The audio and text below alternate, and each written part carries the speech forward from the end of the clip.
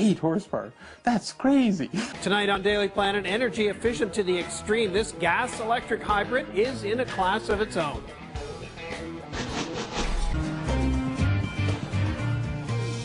Hello and welcome to Daily Planet. I'm Zai. And I'm Jagger, and we have one high-flying show for you today, including high-altitude unidentified flying objects and 2 passenger planes, one we look at for all the right reasons, the other for all the wrong.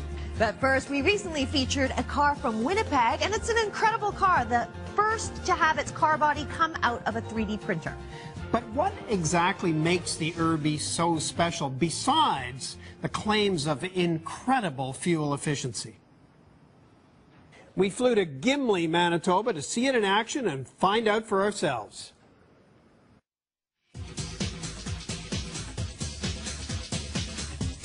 Until it gets its new body, this is what the Urbee looks like.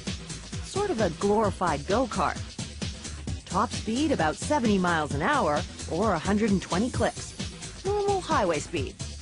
Weight about 1,200 pounds, the same as 2 motorcycles, or half the weight of a normal car. And like so many other prototypes, it's all great until suddenly it isn't. What we're thinking is the wire made contact with one of the battery terminals, and it's a small gauge wire, so it probably shorted out and the current went up and just melted the insulation. We have seen this before. This is the 5th time we've had the car out. And on the early occasions, we had, we were wiring things a bit wrong, and you've got to get all that correct, and then things don't burn. The Urbee, short for Urban Electric with Ethanol, is the brainchild of a lot of electrical and mechanical engineers based in Winnipeg. What we're looking at here is a full-scale mock-up of the concept of the car. So it's not too complicated. It's got electric batteries at the front. It's got 2 electric motors that drive each front wheel, and it has a gas engine back there that can also drive the front wheel. It's a gasoline-electric hybrid, combining a gasoline engine with an electric motor. 0 to 40 miles an hour, it's a pure electric, and then from 40 to 70 mile an hour, it's a pure gas engine. We did that choice. The choice there was made on pure energy terms. It's the most efficient, energy efficient, to use electricity at those low speeds when you're accelerating and decelerating. And it's the most energy efficient to use a fuel to go on the highway. So if you want to make a very fuel efficient car, on the highway, which is then at that 60, 70 mile an hour range, you got to make sure that the engine is working hard.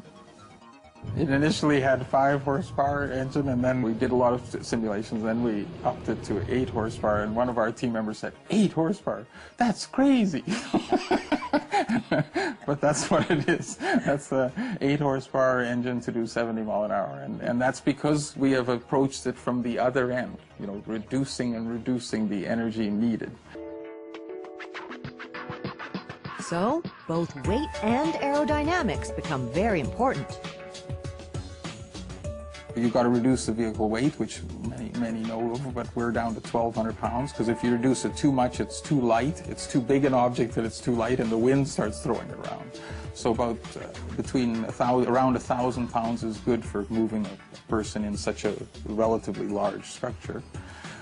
You've got to reduce the frontal area, the area that's pushing through the air, and you've got to make the shape as smooth and slippery as possible. And then the tires that roll have to be, rolling resistance is reduced usually with larger diameter tires and narrow and hard tires. So that's what you need. They have other ideas for making the car energy efficient. Jim thinks an Urbee suddenly makes ethanol a viable, renewable liquid fuel. To use fuel as an example, if you have drive a Honda Civic or a Prius or something, you're using about this much fuel a day. And if you have an SUV or a van, you're using about this much fuel a day. And then on Urbee, in the same trips, you would use about this much fuel a day. So it is a matter of scale. And while it might be impractical to make this much ethanol or this much ethanol, it seems practical to make this much ethanol. By taking a holistic approach to car design, the Urbee team has created something new and old. The first car body built using a 3D printer, yet the windows will be made by a craftsman skilled at the centuries-old technique of blowing glass by hand. And that's what we're trying to do here, you know, design as if nature matters. That's what we're doing. And in other words, we're very concerned about nature. We're very concerned about that aspect. Yet we're machinery designers. So the question is, what should the machine look like that kind of fits and into nature at some reasonable level? Yeah, that's the question. And we're trying to show what that should look like. By the way, the team expects to have the body completely finished and installed on the new chassis by Christmas.